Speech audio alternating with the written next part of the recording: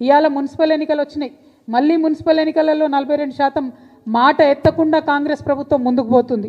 ఆ ముందుకు పోయేటటువంటి సందర్భంలోనే మరి బీసీలు ఎక్కడ తెలుసుకుంటారో, మరి సంస్థలు, చాలా సంస్థలు, వ్యక్తులు ఎక్కడైతే గలమెత్తుతారో అనేటటువంటి ఆలోచన రాగానే ఏం చేస్తారు, గుంపు మేస్త్రి గారు గుంటనక్క గారిని ట్యాపింగ్ కేసులో పిలుస్తారు.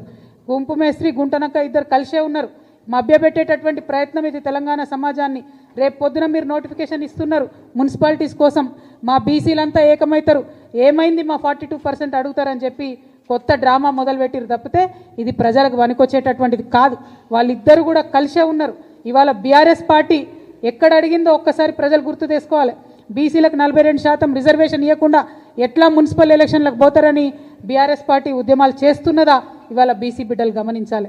కాంగ్రెస్ పార్టీ ఆలోచన చేస్తున్నదా ఇవాళ బీసీ బిడ్డలు గమనించాలి. మరి ఖచ్చితంగా 42% ఇవ్వకుండా మున్సిపల్ ఎన్నికలకు వెళ్ళడం అంటే బీసీలను మోసం చేయడమే అని జాగృతి భావిస్తూ ఉన్నది.